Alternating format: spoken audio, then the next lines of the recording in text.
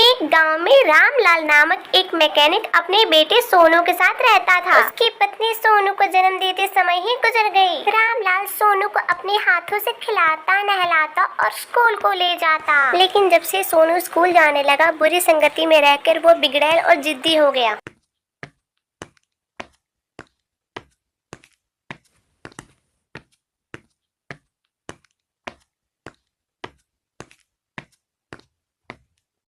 यही रुको पापा, आपको इससे आगे जाने की कोई जरूरत नहीं है। मैं खुद चला जाऊंगा, क्योंकि अगर आप गए ना तो मेरी बेइज्जती हो जाएगी मेरे दोस्तों के सामने, क्योंकि आपके कपड़े भिखारियों जैसे हैं। मैं जा रहा हूँ, बाय।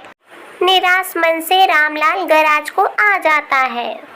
पापा, मुझे एक नई साइकिल चाहिए, वो भी कल के कल, क्योंकि मेरी साइकिल पुरानी हो चुकी है। लेकिन बेटा, पिछले महीने ही तो मैंने तुमको नई साइकिल दिलवाई थी, इतने जल्दी पुरानी कैसे हो गई? बोला ना, पुरानी हो गई मतलब हो गई, कल के कल मुझे चाहिए, बस बात खत्म। बेटा, तुझे नया साइकिल चाहिए था ना?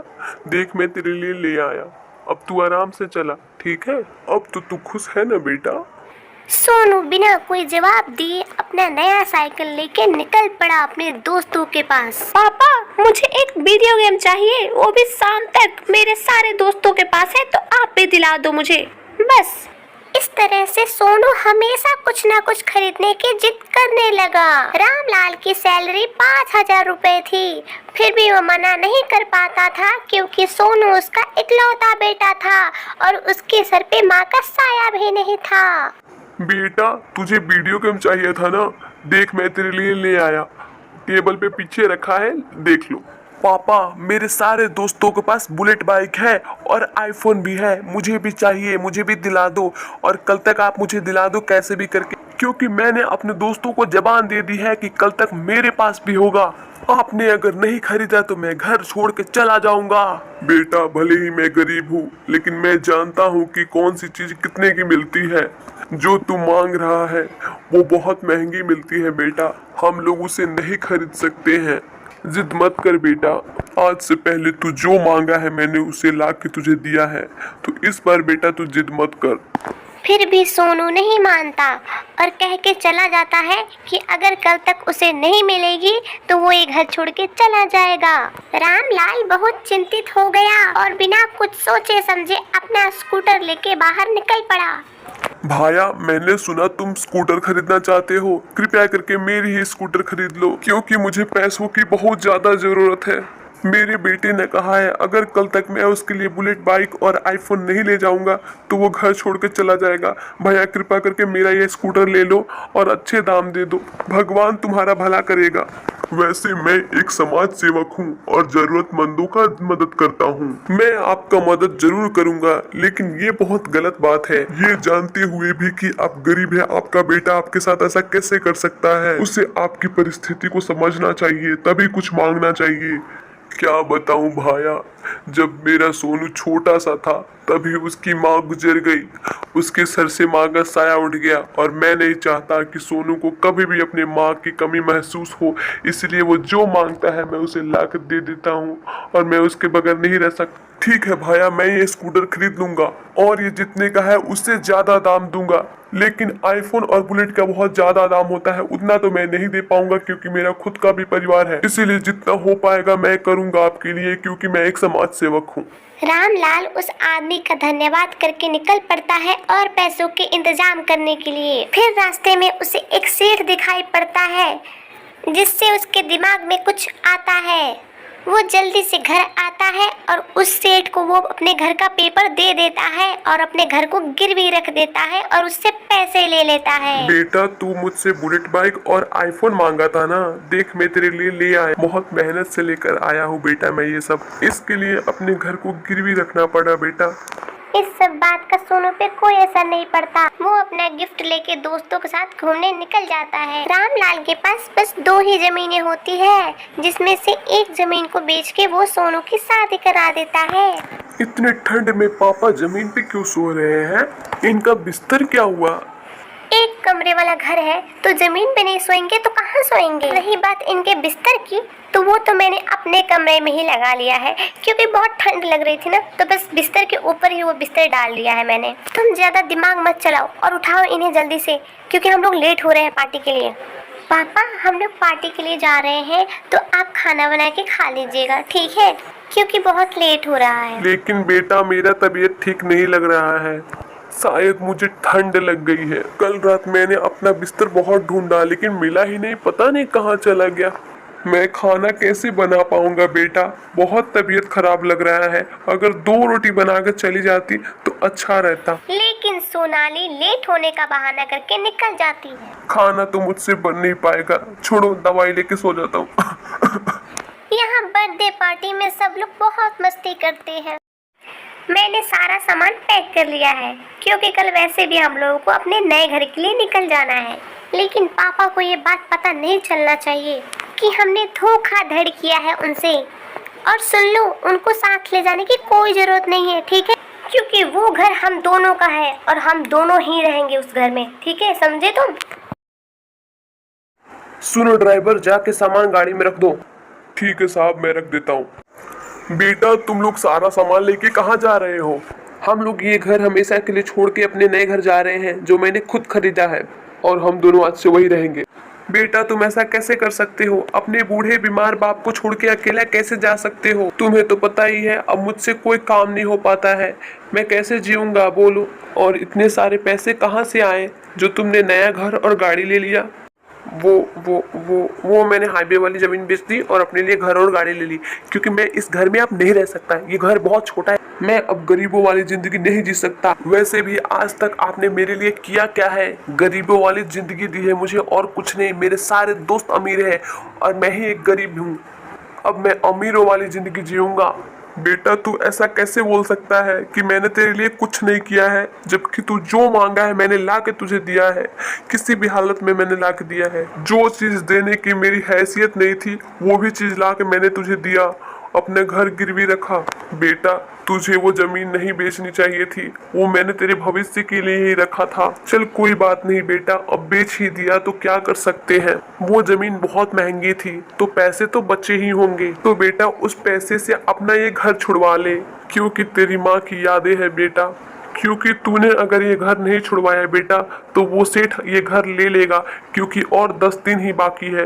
बेटा तू कैसे भी करके ले ले ये घर। हाँ पापा, पैसे तो बचे हैं, लेकिन मैंने वो पैसे आपके लिए नहीं रखे हैं, वो पैसे मैंने अपने भविष्य के लिए रखे हैं।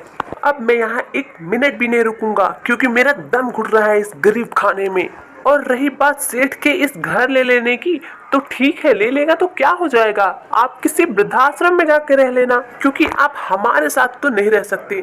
आप एक तो बीमार हैं, ऊपर से आप कोई काम नहीं कर सकते हैं, तो मैं आपका खर्चा नहीं उठा सकता।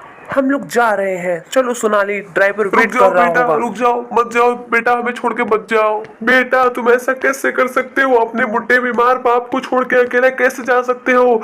रुक जाओ बेटा, रुक जाओ, प्लीज मुझे छोड़ के मत जाओ बेटा, रुक जाओ। 10 दिन बाद मैं रास्ते पे आ जाऊंगा बेटा, प्लीज रुक जाओ बेटा।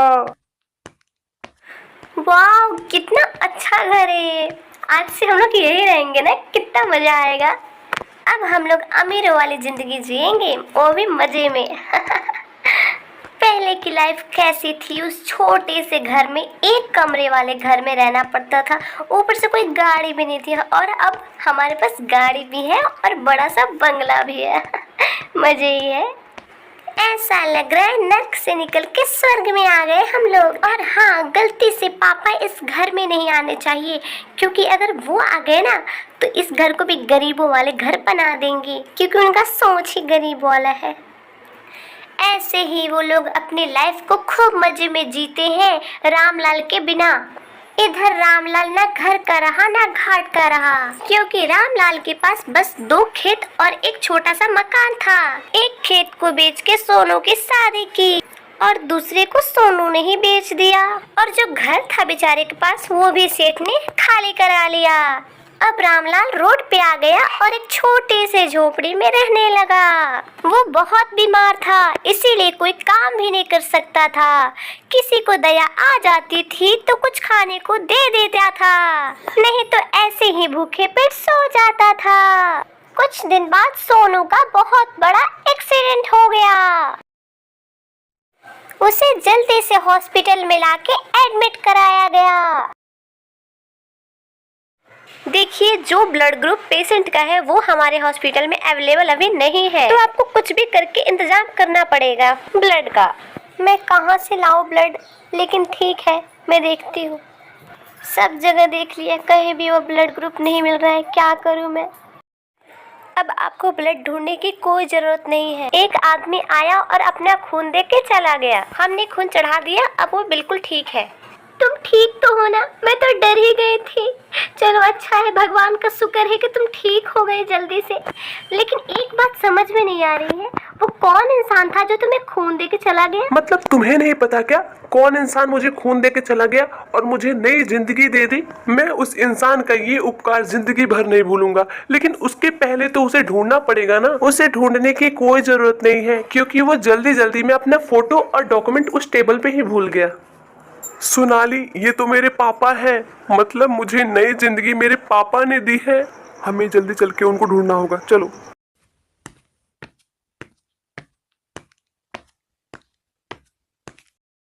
ये तो मेरे पापा की स्कूटर है, आपके पास क्या कर रही है? अच्छा, तो तुम वही निकम्मे बेटे हो जो अपने पापा की मजबूरी का फायदा उठाते हो। तुम जैसे बेटों को शर्म आनी चाहिए जो अपने बाप का हालात नहीं देखते हैं और महंगी महंगी चीजें मांग लेते हैं।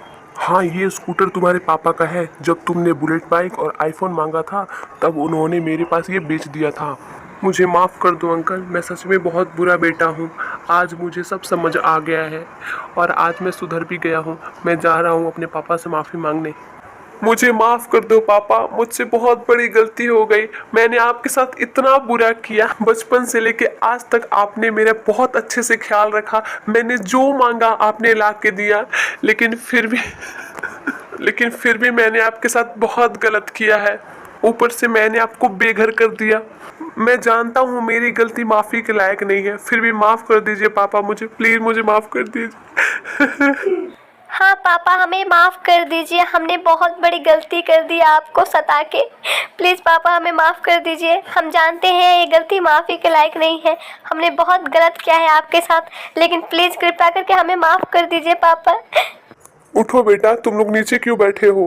गलती तो बच्चों से ही होती है ना, लेकिन तुम लोगों को अपनी गलती का एहसास हो गया, यही बहुत बड़ी बात है। अगर सुबह का भूला शाम को वापस आ जाए तो उसे भूला नहीं कहते। बेटा उठ जाओ, मैंने तुम्हें माफ कर दिया। फिर रामलाल सोनू और सोनाली के साथ रहने लगा और सोनू ने बहुत ही बड़ी पार्टी का आयोजन किया। आप सभी से हाथ जोड़ के यही निवेदन करना चाहूँगा कि जो गलती मैंने की वो आप लोग ना दोहराएं और आप लोग अपने माँ बाप का इज्जत करें और अपना सपोर्ट हम लोगों पे ऐसे ही बनाए रखें। अगर आप लोगों को ये वीडियो अच्छा लगा है तो लाइक करें, सब्सक्राइब करें और ज़्यादा से ज़्यादा शेयर करें, ताकि सबको इस कहानी से सीख मिले कि अपने अपने माँ बाप का इज्जत करना चाहिए। धन्यवाद, और वीडियो को लाइक सब्सक्राइब शेयर करके ही जाना। हम लोग फिर आ रहे हैं एक नया कहानी लेके।